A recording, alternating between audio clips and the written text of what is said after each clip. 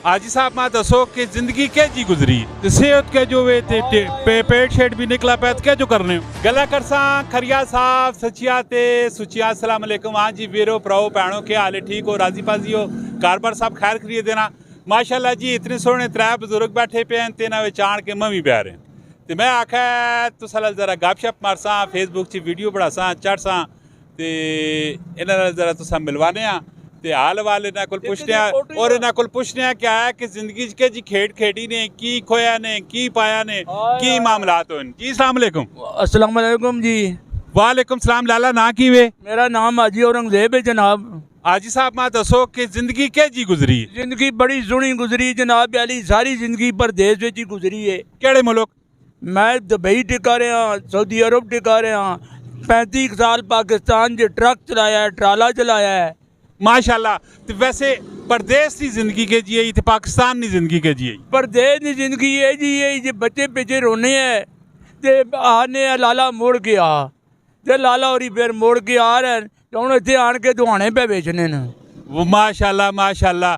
ते ओवरऑल वैसे लाला जिंदगी ने निचोड़ के जा कटा है, जिंदगी ने निचोड़ के जा मैं माई कांसा ना जिंदगी ने निचोड़ के जा निकले। निचोड़ बड़ा सोहना निकले बच्चे माशाल्लाह चार होनो, एक दुबई जी होना है जनाब अली, एक मोबाइल की एजेंसी अपनी तो मैं ड्राइवरी पे करना तो फिलहाल ड्राइवरी पे करना 55 साल हो गए ड्राइवरी करने हो।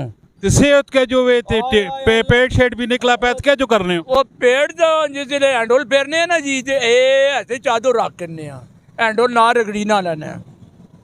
केड़ी गड्डी केड़ी चलाने हो? मैं जनाब अली इनो गड्डी चलाना जी। केड़े रूट होते? इस रूट उत्ते पहले चलाना ने हरिपुर रोड जे, फिर हूँ जनाब अली मैं इन्हां विचों अपना शकरगढ़ बहना जी। कोई जिंदगी ना सारा तो वधिया चंगा कोई मैसेज कोई पैगाम देना चाहते? बस जिंदगी ने आई है जी अल्लाह जी बस खुश रखे तुसां भी ते साढ़े कोल भी तुसी आए हो ते साढ़े ते दुआ करो अल्लाह जी सोना नसीबा ना लगा कि इंजोले अल्लाह जी अकल हाल दी रोजी खलावे। आमीन आमीन। तुसी भी कमेंट में आमीन कर दो जी। अस्सलाम वालेकुम। वालेकुम सलाम जी। मलक कैसर जी। मलक जी मां दसो कि जिंदगी ने निचोड़ के जाए जिंदगी के जी गुजरी है की सूरत हाल है? बस जी अल्लाह ताला ना लाख लाख शुक्र है जी, जिंदगी बहुत अच्छी भी गुजरनी जी, सब भैन भरावां च भी गुजरनी है, दोस्तां यारां से बेहतरीन जिंदगी भी गुजरनी जी। अल्लाह ताला सारे अच्छी जिंदगी गुजारने तौफीक अता करे जी। आमीन आमीन। कोई मैसेज कोई पैगाम देना चाहो? बस जी अपना तुसी मेहनत करो अपनी जी, बच्चे जड़े पढ़ाई वाले अपना पढ़ाई करो, जड़े मेहनती लोग हो कोई मजदूरी करके पाकिस्तान मजदूरी तो अलावा गुजारा कोई नहीं।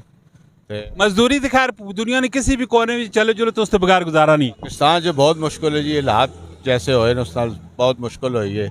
अल्लाह ताला सारे सब्र करें तौफीक देवे जी। आमीन जी। अस्सलाम वालेकुम। वालेकुम सलाम। बुजुर्गों की नाम है? अख्तर जी। अख्तर साहब मां दसो कि जिंदगी ना के जा निचोड़ रहा है की कोई मैसेज की कोई पैगाम देना चाहते हो? जिंदगी बड़ी बेहतरीन होने तक गुजरी है तक अल्लाह ताला बेहतर आखिर न ताला बेहतरी अता फरमावे। कितने बच्चे कितने ने? एक बच्चा है माशाल्लाह जी। देखा ने कि ये सारे टैक्सला ने बुजुर्ग ने ते काफ़ी सारी पॉजिटिव सोच रखने ते जिंदगी जी गुजरी माशाल्लाह अपनी जिंदगी जो बड़े मुतमईन और खुश होन और दुआवां देने पैने ते इन्हां बुजुर्गां ने मान रखने तुसां इन्हां ते अपनी खेड जिहड़ी खेडनी खेड चुके न। ठीक है हुण खेड खेडनी तुसां ते चंगी खेड खेडसो ते वालदैन ना भी रोशन होसी ने ते वालदैन नी कबर भी खुश होसी ने ते वालदैन दुआवां भी मिलसो ने। तुसी इस दुनिया च भी सुरखरू होसो ते तुसी आने वाली जेहड़ी मरने तो बाद दुनिया होसी ते उस विच भी सुरखरू होसो। आमीन आमीन आमीन। ते इसी तरह दी इनफॉर्मेटिव और दिलचस्प वीडियो आनी रहे तुसी अपने पेज लाइक करो फॉलो करो कमेंट विच अपनी राय तुसा जरूर देनी। मिलने नेक्स्ट वीडियो च। फी अमानिल्लाह। पाकिस्तान जिंदाबाद।